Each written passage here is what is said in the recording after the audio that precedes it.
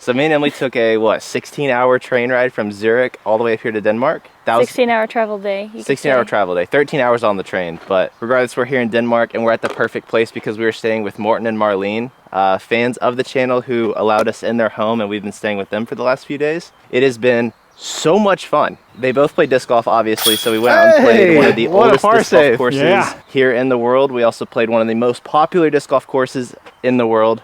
Lots of disc golf so far, and now I'm out here at their tags championship. They allowed me to play, so that's gonna be fun. He just told me there's 30 people, 3 rounds of 12 holes. So we're gonna record the whole thing, see what happens. This will help us on our road to 100 down. Yeah, we're out here. Hold on. We got Emily a brand new disc that we might hear about soon in this video. What's the rating on that, Becky?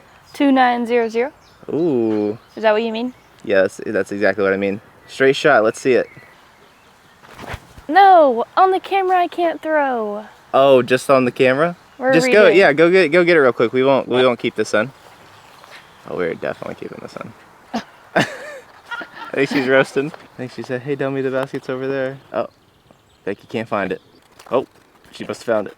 Never mind. She just felt the urge to run. I know it's not over there, but I don't want to tell her. Did you see where it went? No. All right, here we go. First take with Becky. What are we throwing? Supersonic. 2900. Ooh, all right, let's see it in action. And this is the heavy one. Oh, okay. You got more information? 196 grams. Oh, good. Not the best. All right, Bakisha, first time up on the tee box. Yeah, well, we know. I think we already know.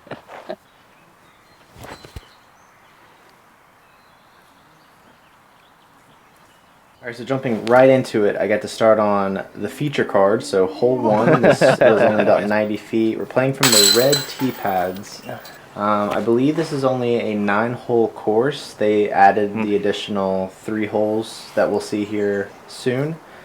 Every hole out here from the red tee pads is not much farther than 150 feet, not including the first 3 wooded holes that we're about to see, like these. We've got, this is a par 3. I threw a straight Berg X shot straight off of the cage for the birdie, starting off, I believe, 4 down through 4. The next addition that they added was this par 4. It's a straight tunnel shot. I think the hole's about 350 feet, lots of trees. Easy par 4, because we're playing for the Reds. The round after this, we will be adding, going from a different tee pad, making it a little bit harder, but was still able to get the birdie, even though I missed the eagle putt. This is a par 5 now. I think this was about 450 feet.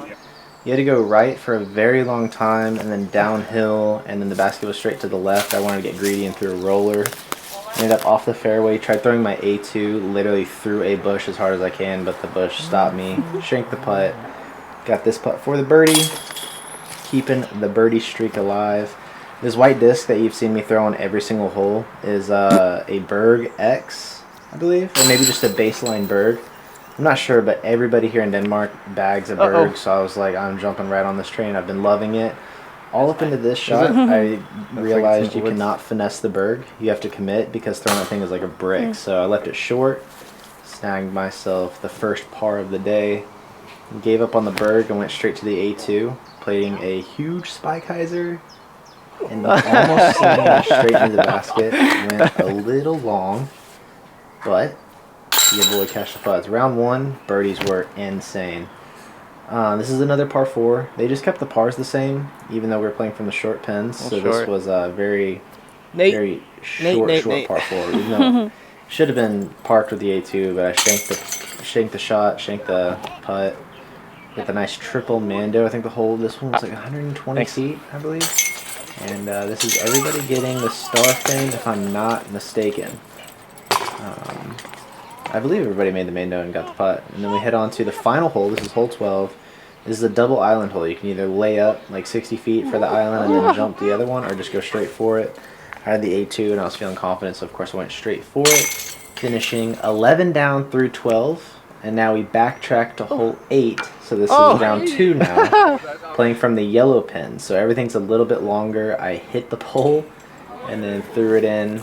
Almost threw it in for a tap and par. Now we go to the triple, or the island hole again. A2, threw it entirely too high. Mando, I mean, it or went drop zone. straight out of bounds. Never had a chance of making the island.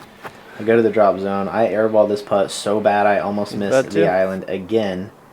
And then, I mean, I missed the putt, but I mean, I had a lot of chance to be missing that putt. But started off round 2 with a double bogey. Went straight back to the Berg X. This is hole 1 now. Everything's from the alternate pin.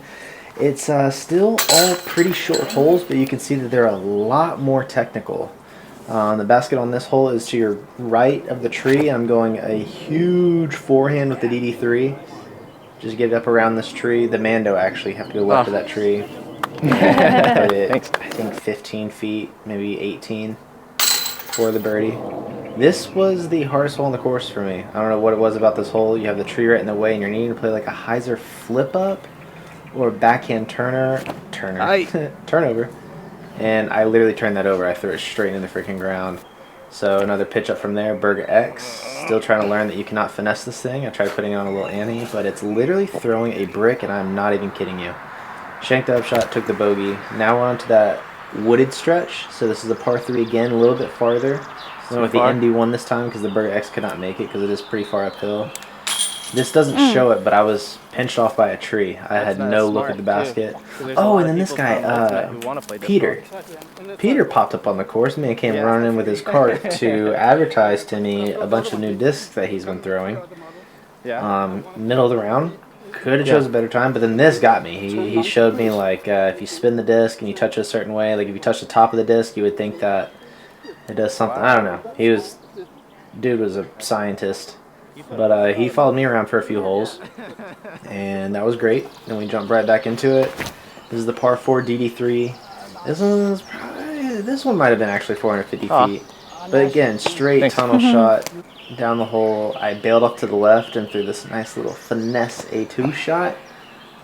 It was one of my favorite shots to throw. It was just like a on the knee finesse pan out with the A2. A little bit. Yeah, yeet. Still don't know how to putt. Round 1, couldn't miss anything. Round 2, I can't make anything to save my life. But we go to the par 5.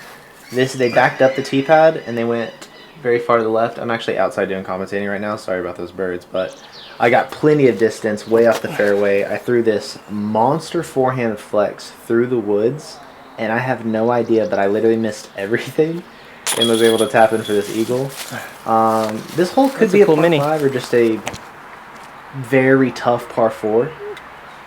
But regardless, I snagged the eagle, got to this hole, shanked the putt. I didn't shank it. I mean, I hit right side. This was a fun hole.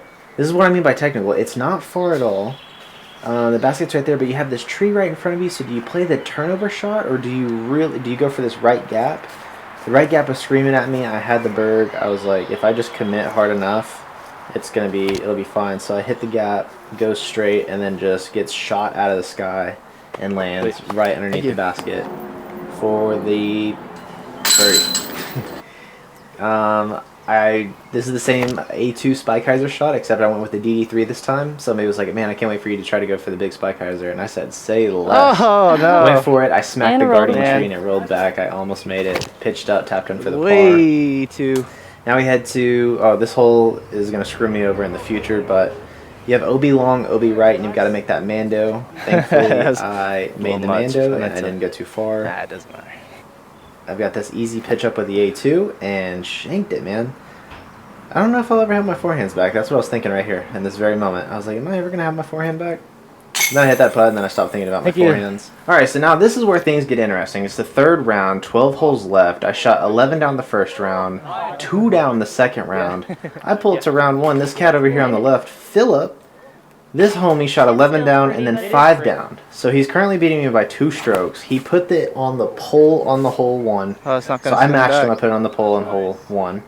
Then we get to this shot. He kind of shanks this shot. I throw a decent forehand to give me this putt that I need to make to put the pressure on, and I just look like I never putted before. No. So the nerves had obviously gotten to me. We get on to hole 2. I've yet to figure out this hole. I go with the backhand turnover with the Berg. Not the best. I absolutely run this hole because Philip has about a 20-footer that he missed. So I hit the comebacker for par. He is yet to gain a stroke on me. I'm not catching up to him. We head into the long wooded holes, this 3-hole stretch. He puts it to about 20 feet. I shank my shot. I then leave myself a testy upshot. I make it. He misses his putt again. So nerves are obviously in play right now. Neither one of us are hitting putts that we should be hitting. This is the par 4. Missed my line, but got plenty of distance down there. I've got basically the same exact shot I had last time. On this knee, this like forehand turnover shot that I want to pan out late into the flight. And it does just that. Puts me at about, almost a tap in. And then Philip throws a fantastic shot. So we're both hitting this for our birdie, not gaining anything on him. We have the par 5 now. Plenty of distance, but I hit a tree that kicks right. I throw another great shot, and then the last tree I hit it as well. So eagle's out of play. I need to put this close for the birdie. I saw Philip throw. He's got a sketchy putt for the birdie. So I know that if I can get this close enough, I can get one stroke on him. I left myself a downhill, elevated 30-foot putt that I put right in the middle. That right there was like, all right, putts are locked in. I'm feeling great. So to this hole, throw a turnover shot that I burn into the woods. Philip throws a beautiful forehand with his zone, and he's basically touching the pole. So the stroke that I got on him, he got it right back. I was running these C2s, giving myself some testers coming back, and he hit it. So now we get on this Spike Heiser shot. He left himself about a 60-footer. I would go for the big hyzer. I am way out of position underneath this tree, but somehow hit this putt to gain a stroke on him again. So if I'm not mistaken, I think I'm one back of him right now. So this is where things screw up. We have this Mando to deal with. I was like, okay, it's not far to get past the Mando. I should go with the A2. But I'd already had the DD3 in my hand. We had a headwind. OB long, OB right, and I flipped up to DD3, pushed long, went out of bounds. Philip did the smart move. He just pitched up around the corner.